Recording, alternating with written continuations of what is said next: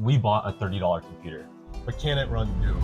I'm Kevin. And I'm Charlie. And for the past 2 weeks, we spent too many all-nighters pushing the boundaries of what's possible to create Deadbound, a 3D zombie shooter inspired by Doom. The core goal is to kill as many zombies as possible as more enemies spawn with time.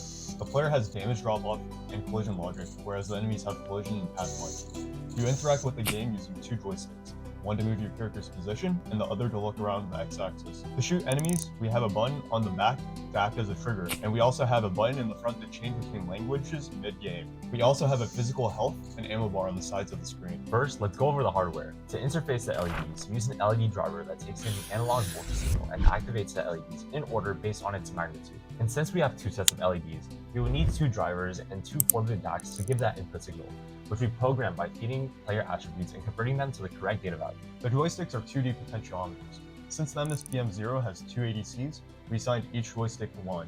For both of our buttons, we interface it with positive logic and use the capacitor for debouncing. And for our speaker, we use a 6-bit DAC and fed the input into an audio amplifier, which worked wonders. And we even made a custom PCB in KiCad to house all of our components, which cost us so much time to solder and even more money. With the exception of interfacing, we can break software down into 4 parts. To render the 3D environment you see in our game, we use a technique called raycasting. The map is represented as a 2D grid of squares. The player is represented by a position, a direction vector, and a field of view. As the game runs, rays will shoot out of the player and continue going forward until they hit a wall. The ray then calculates how far it traveled to hit the wall, and with this value, we can calculate how many pixels tall the wall will be for each column of pixels on screen. This gives the illusion of the wall being farther away or closer in 3D space. The 2 key aspects in how we implemented animations were state machines and interrupts.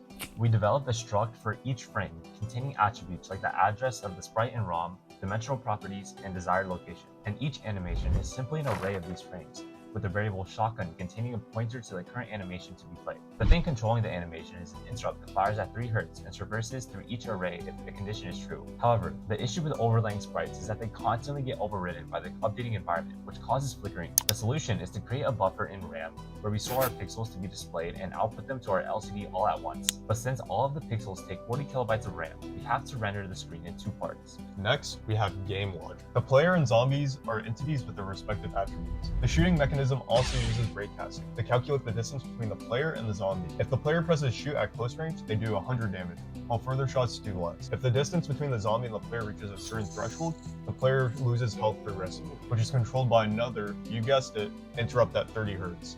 And through the entire runtime, we have another interrupt constantly checking the player attributes and feeding them into the DACs that control the LEDs. Finally, for sound, we wanted to ensure we were preservative with the size of our sound arrays, since just 1 second of audio takes up 6% of all available ROM. Hence, we have 5 sounds, all less than a second long. And we played these sounds through an 11 kHz interrupt. For more educational tech content, follow along.